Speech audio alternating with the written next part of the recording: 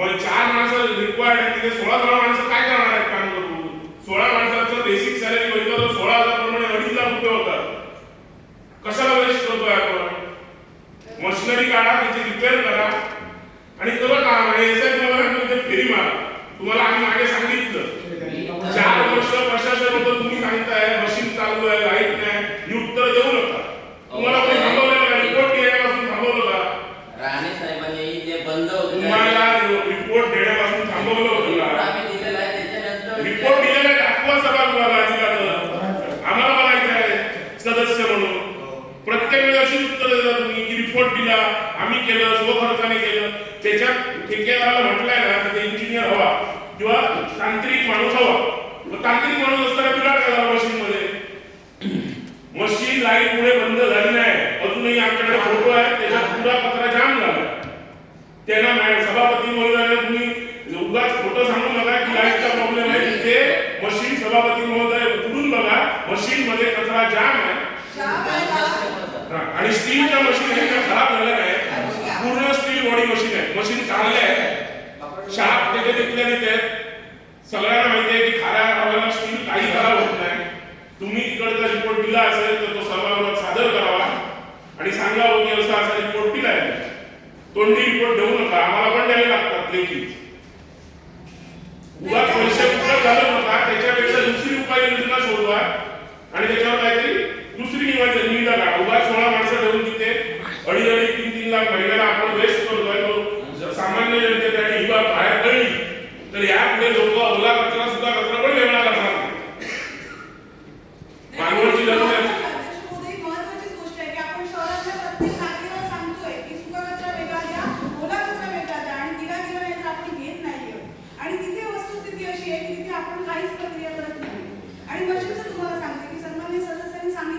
त्यानंतर ती मशीन बंद असताना सुद्धा तिथे तो कचरा टाकलाय आतमध्ये. कचरा मध्ये बंद असताना सुद्धा टाकलेला असल्यामुळे तशी ती आता अवस्था झाली. साफ केलेली नाहीये, पण मशीन बंद होत आहेत. या बंद होत आहेत या फक्त तिथे लाईटचा पुरवठा कमी होतोय म्हणून. आणि बंद स्थितीत आतमध्ये कचरा टाकलेला असल्यामुळे तुम्हाला आता थोडा तिला कचरा दिसतोय. पण ही सुद्धा जबाबदारी एसआयची पण होती की त्या कॉन्ट्रॅक्टरने बंद मशीनमध्ये कचरा का टाकला. ही ह्यांनी त्यांना विचारायला पाहिजे होतं ना. एसआय सुद्धा तुम्ही सुद्धा किती वेळा त्या प्लॅनवर जाता? दिवसात एकदा जाता आणि काय बसून काय उपयोग येतात? नाही मला आता सांगा तुम्ही आम्ही आता चालू 1-2 महिने नगरसेवक 4 वर्ष प्रशासनाकडे होतं ना हे काम. 4 वर्षांनी काय परिस्थिती करून ठेवली तुम्ही? किती वर्ष परिस्थिती नगराध्यक्ष साहेब तिथे जाऊन कलेक्टर मॅडमनी स्वतः चहा पिलेला. एवढी स्वच्छता होती. आम्हाला नवीन चाललं सर. आपल्याला कलेक्टर साहेबांनी इतिहासात आम्ही मागच्या पुढे केले आहोत आहे. आम्ही भरपूर चांगलं काम केलं तिकडे. म्हणजे डम्पिंग ग्राउंड म्हणजे खरोखर डम्पिंग ग्राउंड होते. तो सगळा कचरा साफ करून आपण त्या ठिकाणी कलेक्टर साहेबांनी चहा प्यायला बसवलं होतं. कमी कामगार होते तरी पण आमचं नियोजन चांगलं होतं. आता काय झालं साहेब, कामगार खूप आहे पण पहिल्यापासून तुम्हाला नियोजन होत नाही. नियोजन केल्याशिवाय होणार नाही. त्याकडे कचरा जाऊन टाकलाच जाणार तो. आणि ते म्हणतात ते 16 कामगार दाखवले जातात. तुमचे कामगार कर्मचारी करतात का नाही? तुम्ही जर तो सगळ्या प्रत्येक इन्स्पेक्शन त्या थोडं ह्या ठिकाणी पण लक्ष दिलं पाहिजे.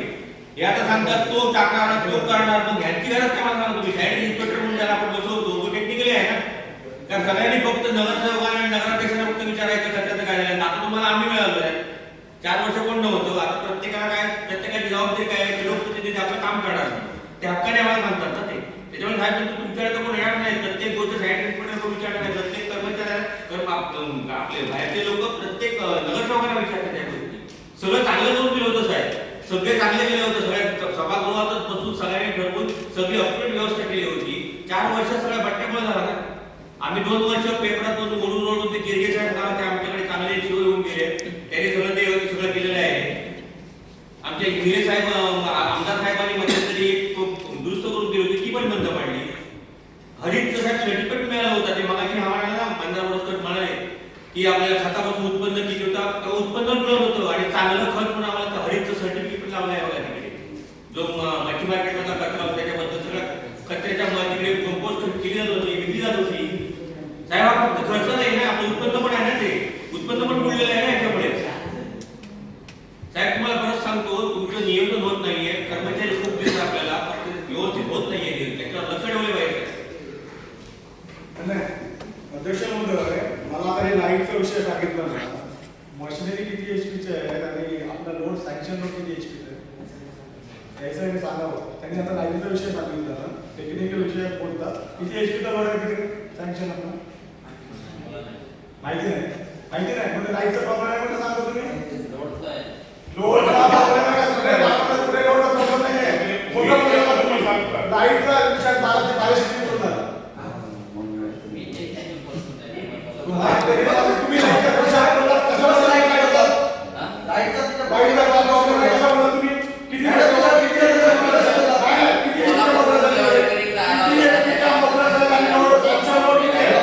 कोल्हापूरसून जो माणूस आला त्याच्या कागदपत्रावर चित्रण बदलून केलेला आहे का आपण तिथे रिपेअर करायला गेले त्याच्या पुरावे आहेत का आम्ही कसं मान्य करणार तुम्ही कोणी सांगताय आम्हाला कुठे बाबा लाईट शेडीचा कुठे प्रॉब्लेम नाहीये. तुमचा एचपी किती लोड एचपीचा आम्हाला माहिती द्या आणि तुमच्या मोटर किती एचपीचे आहे. मला वाटतं 5 एचपीच्या मध्ये एक मोटर असतात. तुम्हाला माहिती आहे एक्सपेक्टेड चालवलं हो लोड हा मानवमध्ये पूर्णतः कमी आहे 150 एचपी हो, पण मला काय म्हणायचं आहे, एक्स्ट्रा मशिनरी असतात, 5 HP मोटर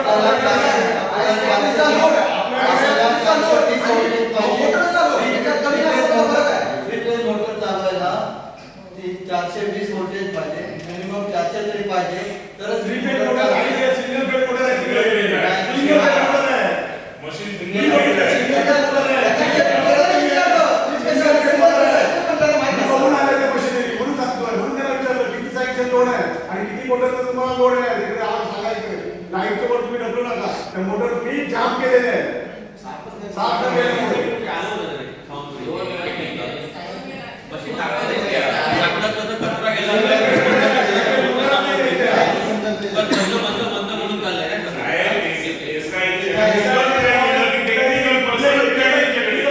टेक्निकल पर्सन असेल तर त्या मशिनरी रोजच्या रोज साफ होणार.